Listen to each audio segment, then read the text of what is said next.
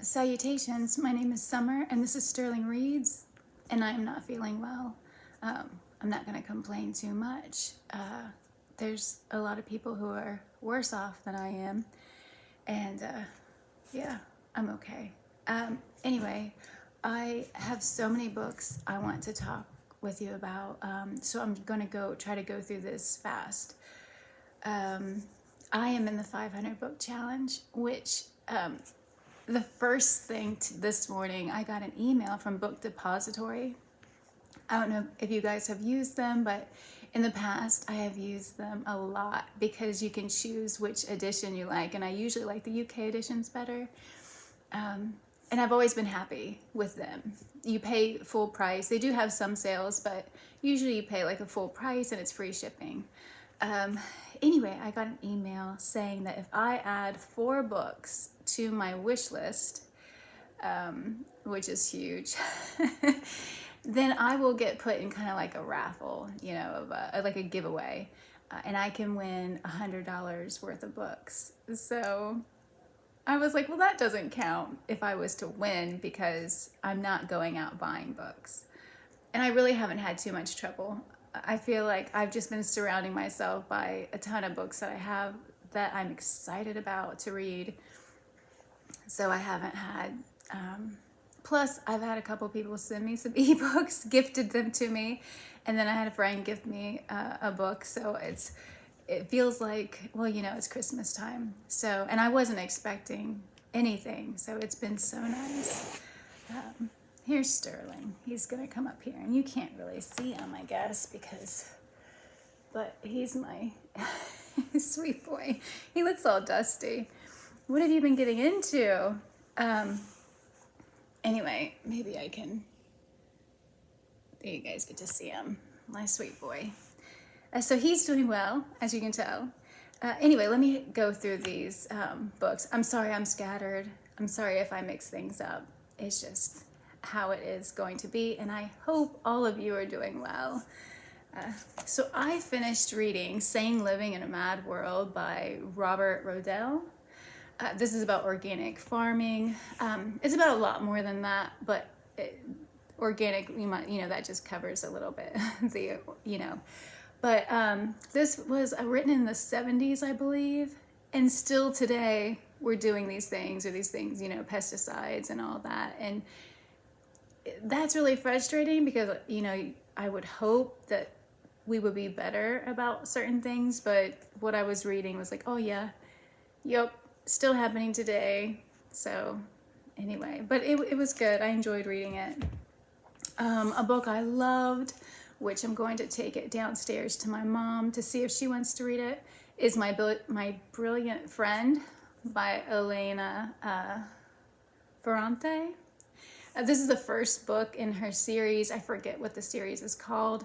This is about 2 girls growing up in Italy, and how different they are, but how much they have in common, how they kind of use each other in a way, especially in school, to do better.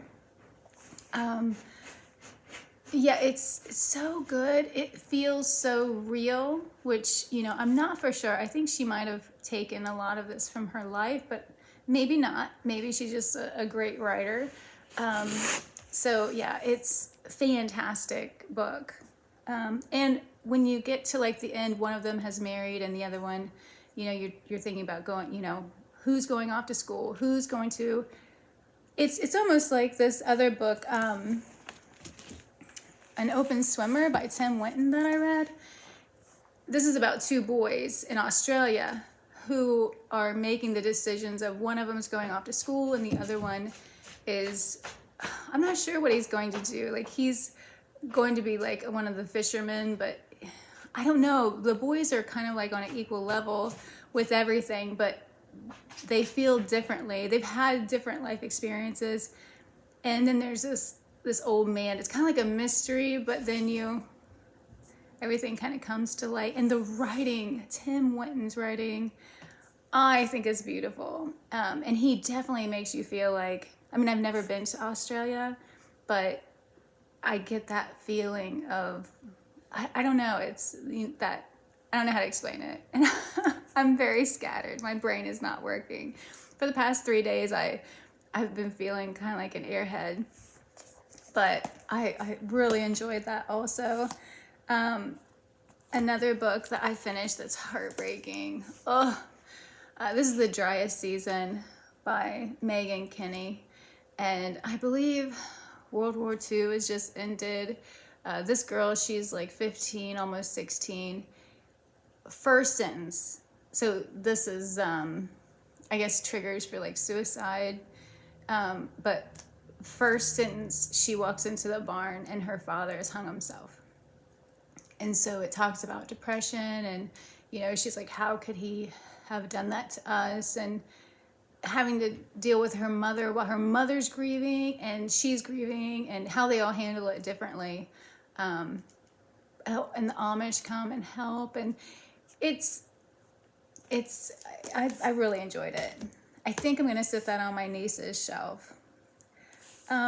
Another book. So I work a third shift job at night, and I have time to read. That's why these little books, and I don't want to take the big books I'm reading because I need to keep eye so that I can still see. So I take these little books. It's much easier for me to hold them up and still keep aware of what's going on around me. But Of Mice and Men by John Steinbeck. I finally read this. I did not know it was so tiny. I thought it was a big, thick book. Like, I read The Grapes of Wrath is an all-time favorite of mine, and East of Eden. They're bigger books. So I was surprised when this one was so tiny. But I have read, like, The Moon is Down was small. I really want to read The Winter of Our Discontent. Is that what it's called? I'm not for sure. I have it out somewhere because I want to read it. And I always want to read it in the wintertime, but... So this is about two men. They say they're cousins. I don't know if that's just a story they use or I think they really are cousins, but they grew up together, and they're traveling. One of them is mentally disabled. I don't even know exactly the right term for him. But he's huge, a huge man. And the other man, I want to say his name's like Lenny. Or maybe Lenny is the one. George and Lenny. Yeah, it's been a couple weeks since I read it. But anyway, Lenny is pretty much taking care of George and keeping him out of trouble because Lenny, having the mental capacity that he has, he is very impulsive, and it can be dangerous with how big he is. So this book is heartbreaking. Yeah, if you've read it, you know. I don't know where it would stand in my line of Steinbeck's. I did not love it, but that's because I don't know if I could love a book that has so much, what is even the word? I don't even know what I'm saying. I don't know how to explain this. It was very good. John Steinbeck, I love his writing, but I don't know. And it's funny because a lot of people will bring that book up when they're talking about John Steinbeck. Oh gosh, the cat's got a hold of this one. I finished South, and I finished this earlier this month. It's about Ernest Shackleton, the Endurance, his ship, the expedition. Its expedition. Oh my gosh. Anyway, I bet he read this with Mark over at Book Time with Elvis. I don't know how I felt about this book. I enjoyed the parts of the dogs, and then when the dogs were no longer there, I didn't enjoy it so much. And then when they talked about different, them bringing the dogs back and doing different runs and stuff, then I enjoyed it again. So I guess I just enjoyed stuff with the dogs, and the other stuff. Oh, there were parts in this book that physically hurt. When they were talking about the men's, just how cold they'd be, their feet, their nose, like it would like physically hurt me to read it. So there's that. But I enjoy talking with Mark about it. So there's that. Okay, this book, I thought it was actually kind of like a memoir, and it is not. It is fiction. Wishin' and Hopin' by Wally Lamb. It's a story about a young boy, and I read this in the beginning of the month, so forgive me. But of course, it's Christmas time. There is a like concert that's getting ready to happen. It is so funny. It feels like the 50s childhood. I just ordered A Christmas Story from the library, and it just came in through ebook. And that's what this feels like. It feels like a Christmas story. And he's very honest about like what boys were going through at the time at school, and yeah, families. It felt very real, and yeah, like the 1950s type family stuff. Almost like watching The Wonder Years. So, but it was very good. I enjoyed it. Okay, gosh, sorry, there's so many. These all count towards my 500 reading challenge. And now I don't know if I think I just finished the 14th book. So it'll take me a long time, but I don't care. This is what I'm glad I'm doing this. So this is Regency Christmas Traditions, Jane Austen Christmas by Maria Grace. Now, if you're reading this like me, thinking you're going to read a lot about Jane Austen, you're not. You're going to be disappointed because it didn't have much about Jane Austen in there. It was talking about, okay, Christmas trees. And it's like, well, Jane Austen probably wouldn't have had one. And these different traditions, like, well, Jane Austen probably wouldn't have done this. So I'm not quite sure why it's titled the way it's titled. And it's mostly about food. There are certain things about, yeah, like the dressing up and but then later they weren't allowed to wear masks. There was a ban on masks. I'm thankful I didn't live at that time and had to deal with that, because it's almost like Christmas and Halloween were kind of mixed up together. I don't think I would like that very well. And also, like, the widows would have to go out at a certain time, widows and spinsters, to beg for food from their neighbors who in town, people who have more money. Just felt very, I don't know, it just made me sad to read. So I'm not a big fan of this. This will not be staying with me, even though I usually love everything Jane Austen. That one could go. I read The Wisdom of JFK. This is just full of quotes, and some of them are great. Some of them are like, I think they were just trying to fill the book. You know, of course, the very first one is the fantastic, the one that he's most popular for. Ask not what your country can do for you. Ask what you can do for your country. You know, and he did have some amazing quotes and you know, words of wisdom for sure. So anyway, so I did enjoy it, and I'll be keeping that one. I read Gravity by Tess Gerritsen. This book is about, oh gosh, it's about going up, you know, space exploration, but it's really pretty much just all on oh, they dropped a ball down the stairs. I was like, what in the world is going on? Anyway, mostly set up in a spaceship. Of course, you have a couple who are going through a divorce, and the woman gets sent up and the man doesn't. They're both astronauts. And there is this alien organism, maybe you want to call it, it was created here. I don't want to say too much to give it away, but they don't know gosh, I don't know what I really should tell you about this. I really enjoyed it. It kept me on, you know, the edge of my seat. I wasn't happy with the ending because I'm not a happy ending person if I don't believe it. So there's that. That's kind of a spoiler, I guess. But I would prefer something bad to happen than to have a happy ending and me feel like that's not realistic. I guess I kind of felt like the rest of it could be, because who knows, right? I don't know. Okay, the book I want to talk about, this is the last one, thank goodness, of my Rambles. Tin Man by Sarah Winman. And look at this gorgeous cover.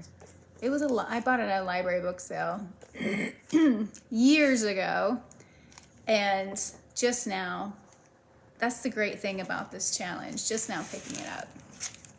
Anyway, so it starts off with Dora and Leonard, and they are at some town thing, and there was a raffle, and Dora won. And she could choose whiskey, or she could choose this painting, this print.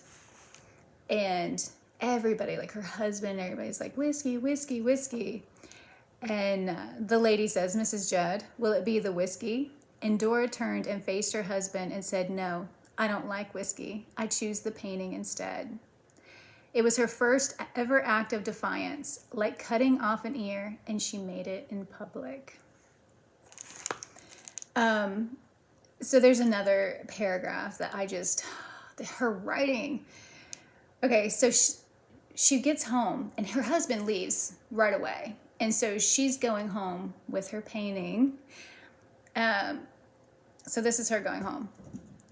It would be as if the sun itself rose every morning on that wall, showering the silence of their meal times with a shifting emotion of light. The door exploded and nearly came off its hinges. Leonard Judd made a lunge for the painting, and as quickly as she had ever moved in her life, Dora stood in front of it, raised the hammer, and said, do it and I'll kill you. If not now, then when you sleep. This painting is me. You don't touch it, you respect it. Tonight I'll move into the spare room, and tomorrow you'll buy yourself another hammer, all for a painting of sunflowers.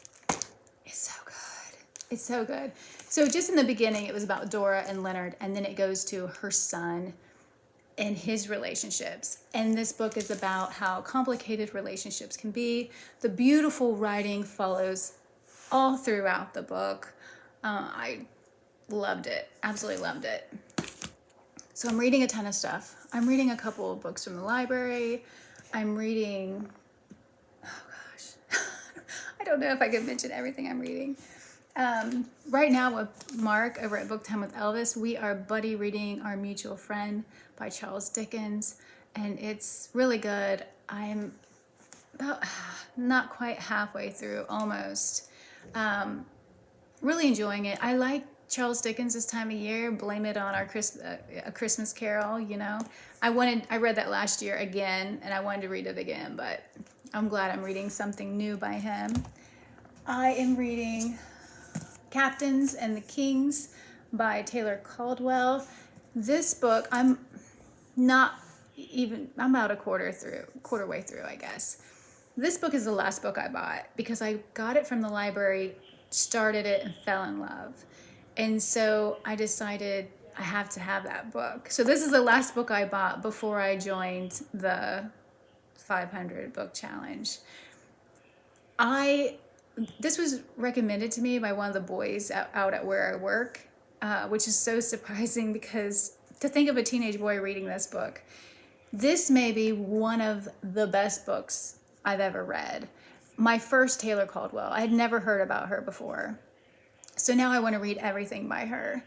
And actually, on Book Depository, since they said I had to add 4 more books, I added almost all her books. So, because someday I would like to, and I can get them from the library, and if I love them, then I can add them to my list of, they'll be in my library. But this is about Joseph Francis, who is from Ireland, and he comes over on the ship with his family. In that coming over, his mother dies on the ship. He's got a little brother and sister, and his father, but his little brother and sister end up going into like a nunnery orphanage, And so the sister, I want to say Sister Elizabeth is who is taking care of them. And she wanted to adopt them out, but he says, no, I'll keep sending you money. And so he's been gone now for a while, working for a man who is also an Irishman who has worked his way up. And you know, like illegally, that there's things that he shouldn't have been doing. But the writing, it's fantastic.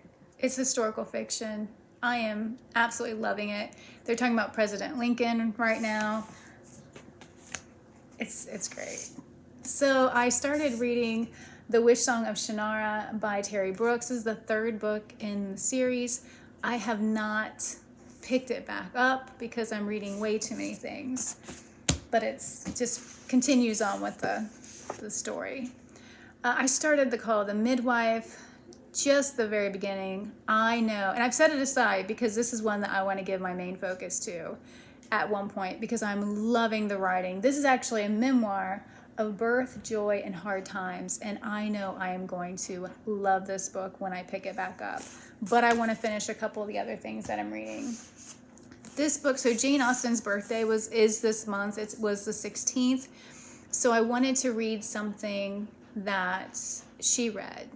And so I started to read this. As you can see, I'm not very far along, but this book, I do not feel like this is one that you should rush through. I don't think I'll be able to appreciate it if I feel like I have to rush and hurry through it. So I've just been picking up, reading a little bit here and there. And that's how I'll continue doing it because I just feel like some books, it's like, why? It's not a race. You know, some books you can fly through, like Gravity. I could fly through that book because it just, you know how some books are. You want to know more. But some books, you don't need to do that for everything. And I'm just not in a rush to do that. Oh my gosh. This is like Captain and the Kings, as in it may be an all-time favorite. But I'm not. It's over 900 pages. This is the 8th life. Sorry if you hear Elsie barking. Something's going on outside.